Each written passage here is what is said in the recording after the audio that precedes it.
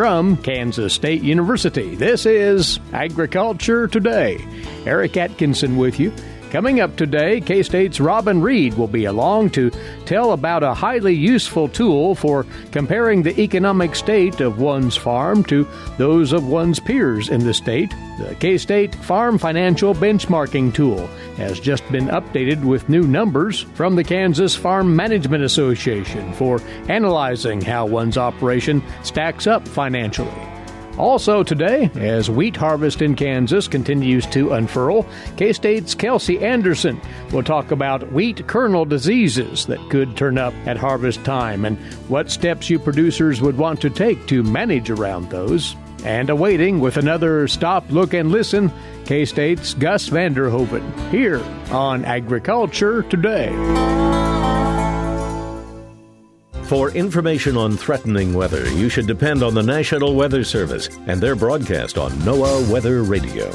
NOAA Weather Radio is an all-hazards radio network that provides up-to-the-minute weather information, including life-saving warnings anytime, day or night. NOAA Weather Radio also broadcasts information on man-made disasters, such as chemical spills, Amber Alerts, or other national emergencies. For the National Weather Service, I'm Bill Curtis. Welcome once again to another Agriculture Today. Good to have you aboard. Well, we're going to talk once again about the value and purpose behind benchmarking your farm or ranch operation from the management vantage point. And we've new information that can be plugged into that, courtesy of the Kansas Farm Management Association. We'll explain that in just a moment. We've brought by once again K-State agricultural economist Robin Reid to talk of why we think about benchmarking, Robin, and this tool that can be found on agmanager.info to help producers conduct this exercise. This is an important facet of knowing where you are as a farmer or rancher economically, right? Yeah, and Eric, I think this is the fourth year that we've put this tool out here, and really, when I developed this, I saw the need that a lot of farms know their financial ratios, but don't know, is that a good or a bad number? You know, when we look at the current ratio or debt to asset and, you know, being able to compare with similar farms in their region or in their enterprise type, to me was really important just to gauge the financial health of the operation.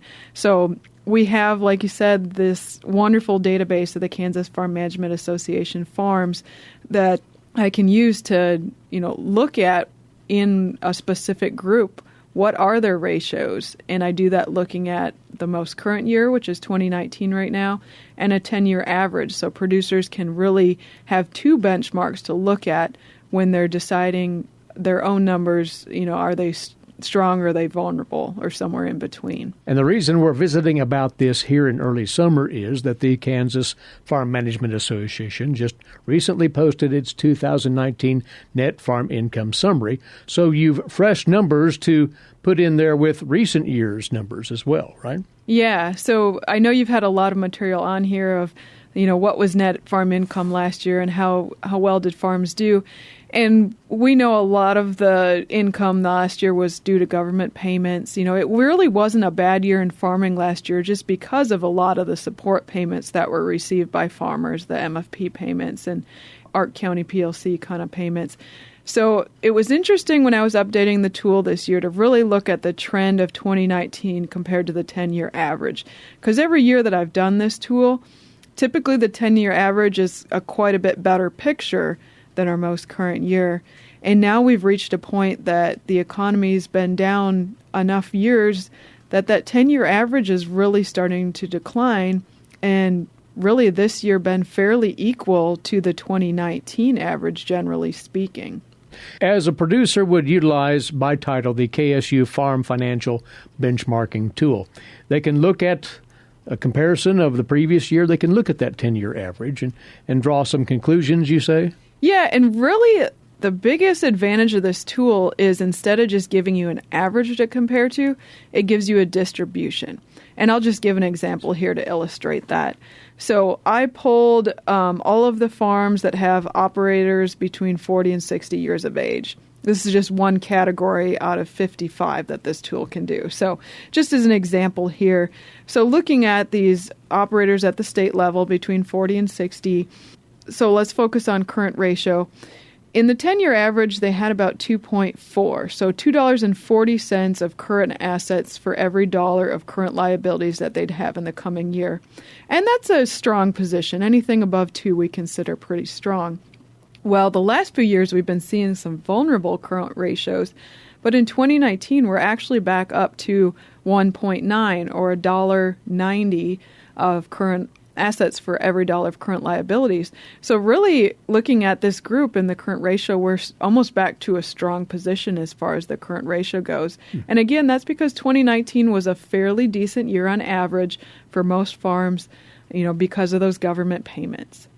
And that's just one example, because one can mix and match a whole assortment of financial measurements, if you will, plus the orientation of their operations. You use the demographic by age, but you can look at any variety of enterprises and operational arrangements and make those comparisons then, right? Absolutely, and that's the value in doing this. We actually have 6 different regions in the Kansas Farm Management Association, so you can isolate down to the region of Kansas that your farm is located, and then you're able to select the amount of acres as well. So there's different categories depending on the region, say, less than 500 acres, 500 to 1,000 acres, 2,000 plus. There's a lot of different categories for the size of farm that you're operating. And then also if it involves cattle. So is it a cow herd less than 100 cows, over 100 cows? Is there not a cow herd, but there's a stocker background or a finishing component to the operation? So being able to see in your region and in your farm type what the financial ratios are. And again, it's a distribution. There's not just an average. By looking at a cumulative distribution, that's one of the functions this tool has, you can put your own farm in there and say, out of this group, 30% of the farms are worse off than me and 70% of the farms are better off than my ratio. And it's really easy to pick that number out by looking at the distribution. You cited the current ratio. There are 11 of them. Just generally, what would you suggest producers concentrate on amongst those? Are there select ratios that would be of greater value here? Sure. So typically when we're looking at ratios, there's what we call liquidity ratios, or, in the current year, what do your financials look like? And that is the working capital and the current ratio that I talked about. There's also solvency ratios, which would be debt to asset. As a whole picture of your farm, what does your total debt look like compared to the total assets of your farm? And then there's some profitability ratios. Your rate of return on assets, rate of return on equity, asset turnover, those kind of ratios really evaluate the profitability. And then in the end, the last ratios are the expense ratios. So how much of your income is going to operating expenses, how much is going to depreciation and interest, and then what's left over for net farm income. So those 4 ratios always add up to 1, or, for every dollar coming in the operation, where is it going? So those are ratios I really like to focus on too, because they're easy to understand, but really paint a good picture of where that income is going in response to those different areas. And that's the point. One wants to mine down, if you will, in these comparisons and figure out why one's operation would be at a lower level economically than, say, 60% of those cohorts, as they're put. And then you can get an idea of what the difference makers are. Yeah, exactly. And it's usually not a strong trend that, just because your farm has a low ratio in, one area, typically it performs better in another. So a good example of this, if you have some liquidity issues, if you don't have much working capital, if your current ratio is backwards, you have more liabilities than you have current assets to meet those, a lot of times this is just showing maybe a restructure needs to happen on your farm, taking some of that short-term debt and converting it to long-term debt and restructuring that so your farm does look a little bit better as far as meeting those near-term obligations. So a lot of times comparing the operations to others, and that's the point of benchmarking, is identifying weak areas and issues that you need to work on. Just another example, if you look at your operating expense ratio and see that it's quite a bit higher than other farms in your area, that points to maybe some efficiency issues on your operating expenses versus your income, that there's some opportunities to be more efficient in those expenses. These may sound as if they're involved comparisons, but the tool makes it pretty simple to conduct these, you say. Yes. All you have to do, there's a box to type in your own ratio of those 11 that I talked about, typing in your own ratio, and then it shows up right on the distribution along with the peer group of farms that you've selected, and you can get a real clear picture of where your farm falls in that distribution, how many farms are performing better or worse than your operation. All right. Well, we've field work galore going on out there right now, but you would like to see folks, when they get an opportunity to take a couple of evenings perhaps, get a sense of where they're at through this tool. Yeah, and it really doesn't take that long. If you go on our agmanager.info website under the tools section, look for the KSU farm benchmarking tool, and then downloading, it's a Microsoft Excel document, downloading that, typing in your own numbers, and you can print off a real easy 3-page report of those 11 different ratios and where your farm falls within those. And mid-year, why not take a look at where you're at as you make decisions for the remainder of this calendar year in your operation? Yeah, and one thing aside from this tool, even if you did a balance sheet, if you did a projected income statement or cash flow at the beginning of the year, we're halfway through the year. Now's a really good time if you haven't looked at those to update them. And obviously we've had a lot of uncertainty and a lot of unplanned events that have happened since maybe you projected your cash flow at the beginning of the year. So making adjustments to those and recognizing if there's going to be any shortfalls before they happen, this is a valuable time to be doing that. Yeah. The KSU Farm Financial Benchmarking Tool, easily accessed at agmanager.info. Robin, thanks for bringing this to our attention once again. We always appreciate the hard work that goes into such a thing and the information. Thank you, Eric. Robin Reid with us, agricultural economist, K-State Research and Extension. You're listening to Agriculture Today. While many people know hunger is an issue in developing countries, it is also a problem in our own backyards. In 2010, 1 in 7 Kansans struggle to put adequate food on the table. 2 K-State Research and Extension programs are tackling this problem. The Family Nutrition Program and Expanded Food and Nutrition Education Program reach thousands of Kansans in more than 70 counties. They learn how to eat healthy with a low budget. For more information about these programs, visit ksre.ksu.edu. Agriculture Today is back now as the early stages of the winter wheat harvest have commenced in far southern Kansas. It's an appropriate time to discuss harvest time disease incidents, the potential of those. And joining us once more, K-State Research and Extension Wheat Disease Specialist Kelsey Andersen. She and colleague Eric D. Wolf, she tells us, have been out on the road taking a look at countless wheat fields in the last couple of weeks and checking for disease in general, but in particular some of these late arrivals, Kelsey. And one of the things that we visited about last time we got together was a concern over fusarium head blight or head scab. So what's the latest scouting report on that? Sure, yeah. So we were concerned about fusarium head blight, especially around flowering. Some of our forecasting tools were telling us that the weather conditions were particularly good for development. So we were keeping an eye on it, especially in fields that were wheat after corn, for example, where the pressure can be a little bit higher.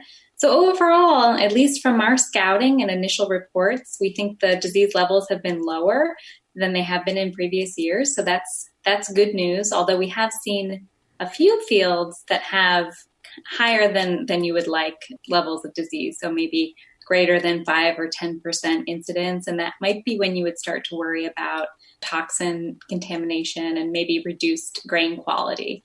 But overall, we saw it a lot We saw it in almost every field we stopped in, especially in central and south central Kansas, but levels were generally low. So that is really good news. That shouldn't affect harvest quality very much. But for those who would have it to the extent that it might be something to manage around, what are producers looking for as they check their fields?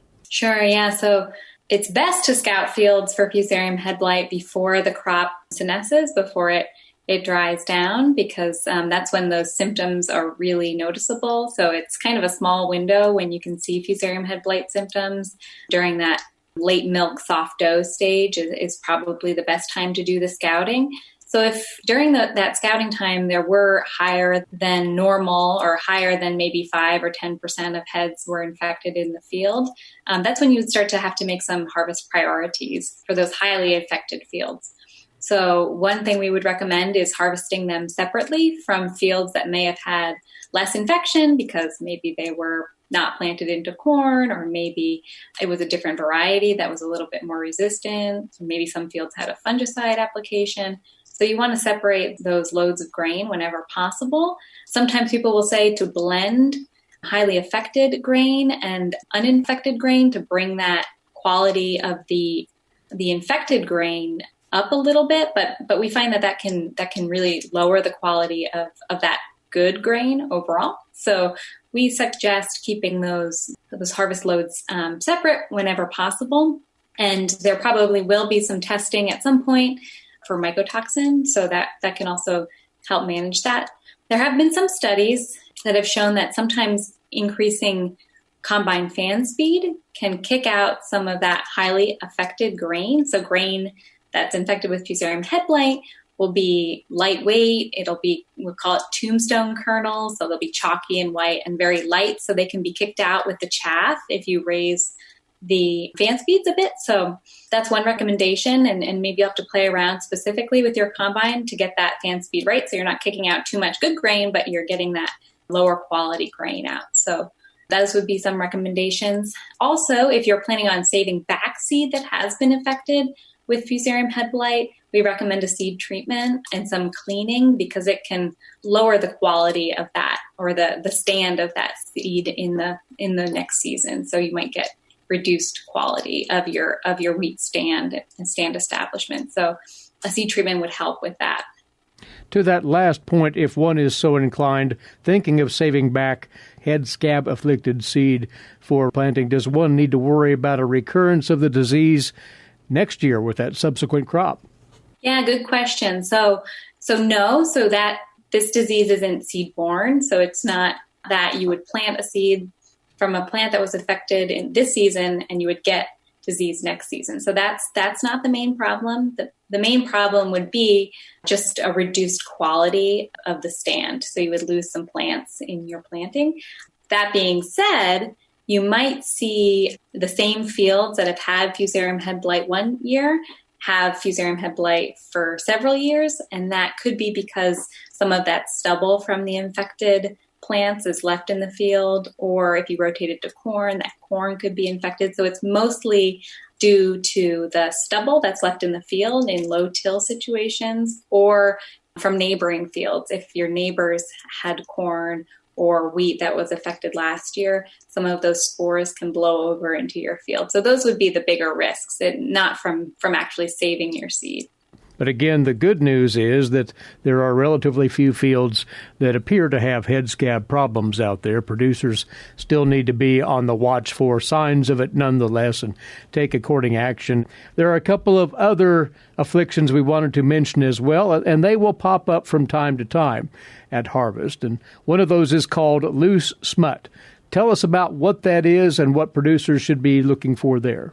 Yeah, loose smut is one that if you see it, you definitely can tell. It's instead of having spikelets, the whole wheat head will have basically black masses of spores. And so you'll see that most years, but this year we're seeing a lot. And we can probably attribute that a little bit to weather being conducive this year and last year, and maybe a little more saved seed than we've seen in previous years. So that was one that you would really around heading start to see. And then around this time, maybe right around harvest, when plants are dried down, you would have only that rachis left. So only just a little stem, and you would have no seed in your in your field. Now, this is important, so it's important to scout for loose smut because it can cause infection of seed during that flowering period. And then in the next season, if that seed is saved back, you can have a much higher incidence of the disease. So you'd have much more infection, and that can start to really impact yield. If you do have, 1 in 100 or 1 in 500 plants affected, that's when you would start to see some yield reduction. So that's why we suggest scouting for it. And you can still scout now, although some of that you would have noticed earlier in the season. But the general message there is if you've had loose smut in your fields and you're fairly confident that that's the case, you may not want to save back that lot of seed. You might want to turn another direction. Yep, or getting that seed professionally cleaned and applying a seed treatment. So most of the fungicide seed treatments that are commercially available will work against loose smut. So almost all of them would be a good option. And of course, certified seed would be another great choice for controlling it next year. And that other condition that might show up, it's called common bunt, and it's quite detectable, not only visually, but otherwise, if it's out there, Kelsey. Yeah. So common bunt is another one we're looking out for. We've gotten a couple calls about it. So this is another one where instead of filling seed, basically the grain will be filled with a mass of spores.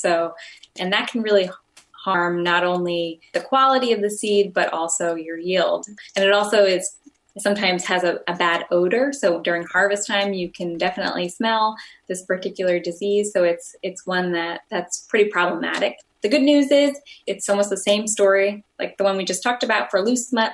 You probably wouldn't want to save back this seed, or if you do, you would need to apply a seed treatment to really make sure that you don't have this problem next year. Again, there is a trio of conditions that you producers might be watching for as you roll the combines and manage accordingly if they, in fact, show up in your fields. And before we let you go, Kelsey, you are now working on the summary of diseases for the season, and that'll culminate in the wheat variety disease ratings that will come out of K-State here not too long after harvest. So as you look back on the season, what are some of the things that stand out to you? Yeah, we're already starting to compile our data to put together that variety rating guide. So some of the big problems that we saw this season, and I think we've talked about that here, is definitely this stripe rust issue. So we've seen more stripe rust than we have in some years, and we've seen it in a lot of fields and also on varieties like SY Monument and some others like Zenda that we hadn't had as much disease on. So we had lower ratings in the past. So we're starting to see something that might be a race shift. And so we're going to try to incorporate that information into this updated rating guide to make sure that the right information is out there to make selections for planting this fall. Some other diseases we've seen, I think, more tan spot and septoria, some of those leaf spotting complexes than we have in past seasons. So we had particularly good weather, wet, rainy weather right around when those flag leaves were out. And I think that led to more of that. So we're taking a good look at that data and trying to find some varieties that really stand out as good for some of those leaf spotting diseases.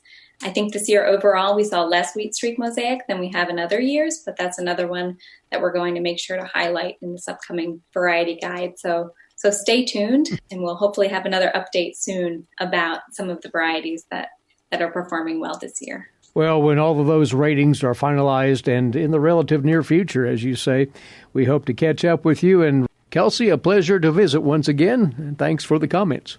Great. Thanks for having me.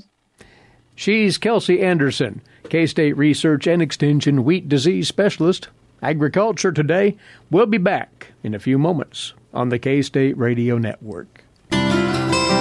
For 25 years, K-State Research and Extension's Kansas Agricultural Mediation Services has been providing a no-cost, confidential place to call in and visit with an agricultural lawyer. Our experts are available to help you producers handle legal and financial issues.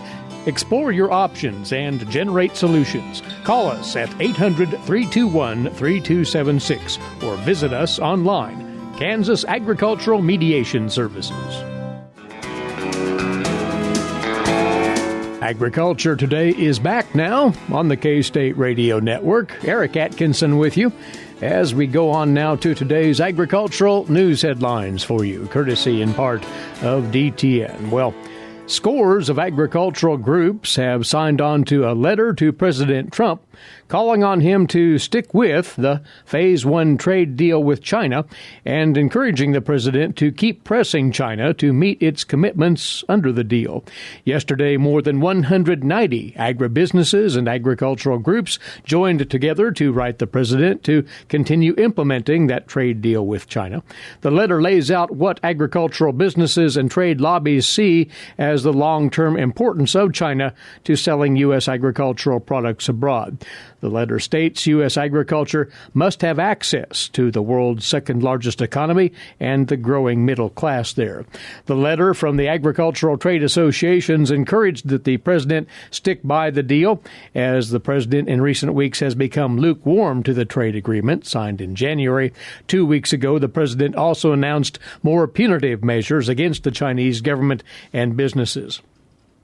As of right now, China has not kept pace with the commitment to buy $36.5 billion in agricultural products for 2020. According to USDA data, the U.S. exported $4.6 billion in agricultural products from January to April. That was up roughly $340 million from a year ago, but nowhere close to keeping pace with the commitments in the Phase 1 deal. General concern over the data shows that China is behind in its commitments. The main driver behind the letter to the president, that according to a spokesperson for the North American Meat Institute, Sarah Little. This letter comes as U.S. Trade Representative Robert Lighthizer is set to testify today before both the Senate Finance Committee and the House Ways and Means Committee in hearings on the president's trade agenda. The EPA has defended its decision to allow producers to continue to use those 3 vacated dicamba herbicides, XtendiMax, Fexapan, and Ingenia, and has asked the Ninth Circuit Court of Appeals to throw out that motion filed to hold the federal agency in contempt. That emergency motion was filed last week by a group of farm and environmental organizations that had successfully brought a lawsuit against the EPA, which resulted in the panel of judges on the Ninth Circuit vacating the 3 registrations back on June the 3rd. On June the 8th, the EPA issued an order canceling the registrations, but allowing producers and commercial applicators to continue to use existing stocks of the herbicides in their possession as of June 3rd. That use was permitted through July the 31st, although state labels and restrictions still apply. Then last Thursday, the plaintiffs in the lawsuit asked the Ninth Circuit to order an immediate halt to that use and to hold the EPA in contempt based on their arguments that continued use violated the court's order to vacate the registrations. And in a response then filed late yesterday, the EPA argued that vacating the registrations does not technically affect the use of the now unregistered herbicides. The agency's response, quoting here, rescission of a pesticide registration, either by judicial or administrative action, only makes it illegal to distribute or sell that pesticide. The EPA went on to say it does not outlaw the use of products already legally purchased. The agency said the court's vacator order allowed for a responsible wind-down of existing stocks instead of banning their use immediately and completely. Ending the use at the beginning of the in-season spray season would have draconian effects on the U.S. agricultural system, in the agency's words. The plaintiffs now have 2 days to respond to the EPA's arguments, and then the judges will issue their ruling on the emergency motion. Corn use for ethanol production is beginning to go up in what could be an 18-month gradual increase. We have a report on that from the USDA's Gary Crawford.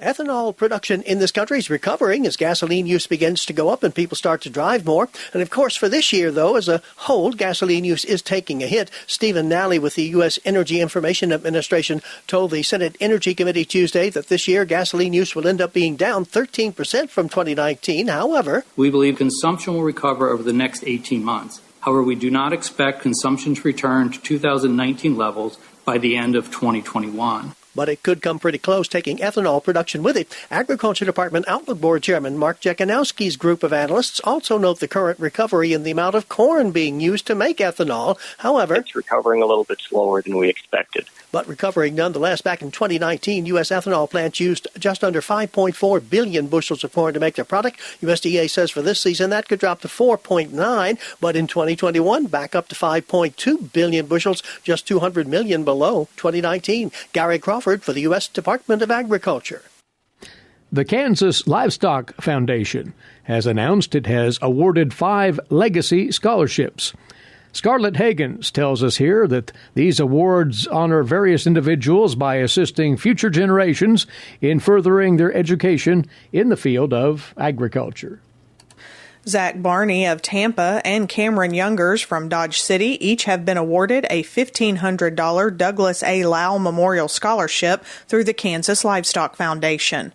Barney is the son of Gene and Denise Barney and will be a junior at Kansas State University. Youngers is the daughter of Donna and Kevin Youngers. She will be a junior at Fort Hays State University. Lau was a longtime member of the KLA Cattle Feeders Council and served as its chairman from 1991 to 1992. The Glenn and Clyde Lindstrom $1,000 scholarship was awarded by KLF to Bailey Roberts from Lindsborg. Roberts will begin her sophomore year at K-State in the fall. She is the daughter of Liz and Jeff Lodney and Jeff Roberts. The Lindstrom brothers operated a farming and cattle business near Fallon. Upon their deaths in 2007, an endowment was created to provide scholarships to Kansas students. Wesley Denton earned the first ever Scott Johnson and Family $1,000 scholarship through KLF. Denton is from Blue Rapids and will enter his freshman year at K-State this fall. He is the son of John and Angie Denton. This scholarship is given by the Johnson family in appreciation for the support of KLA and its staff throughout Scott's health issues. Scott has been the Director of Information Technology at KLA since 2015. Cason Steer of Alta Vista received the Fred H. Woodbury Memorial $500 scholarship from KLF. He is the son of Greg and Charla Steer and will be a sophomore at K-State. This award is given in memory of Fred H. Woodbury, a longtime KLA member from Quinamo. I'm Scarlett Hagens. And this very quick reminder, the Women Managing the Farm program at K-State is hosting that free webinar this evening, looking at the implications of the pandemic on U.S. and global agricultural economies, featuring Virginia Tech's David Cole, and you can still register at womenmanagingthefarm.com. This is Agriculture Today. Social distancing slows the spread of coronavirus, so if you have a fever, dry cough, and shortness of breath, call your healthcare provider before going in. More info at coronavirus.gov. Let's all do our part, because we're all #AloneTogether. Brought to you by the Ad Council. This is Agriculture Today. Stop, look, and listen. I admit, I'm dancing around the word virtual. I don't totally grasp it. That's Gus Vanderhoeven of Kansas State University with comment on life in rural Kansas. I'm glad I saved them. They have been laying on a stack next to my bed and the other one on my desk downstairs. They're both magazines. The one magazine, Country Journal, is from June 1982. I know why I saved that one. Right across the front page on a slant is written, How to Make Good Hay. It's right above a picture of 2 young guys with healthy tans and smiles. One driving an old farmer tractor with a busted headlight and hardly any paint, and the other sitting on the trailer behind the tractor loaded with square bales of beautiful hay. Growing quality hay, harvesting it in small square bales, and feeding it to the horses has always been a dream for me. It never happened. Oh, I am growing good hay, brome hay, but it's all big equipment that is handling it with air-conditioned tractors, John Deere's with shiny exhaust. Nothing like the rusted pipe on the farm shown in the magazine. For years I've looked for a small square baler and a hay rake, but no more. I must ask Ian if he is still looking.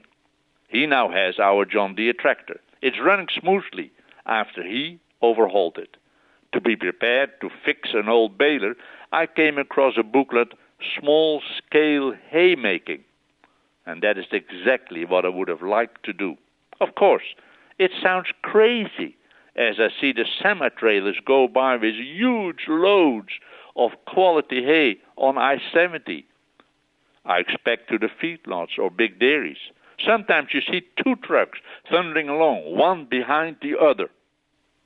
With windows open, you can pick up a clean scent of hay, sometimes alfalfa hay. I reread the article in the Country Journal, Making Hay, by Deanna Capel-Smith.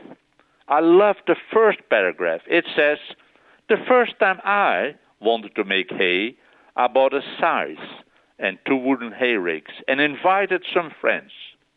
We made enough hay to feed my sheep for that winter.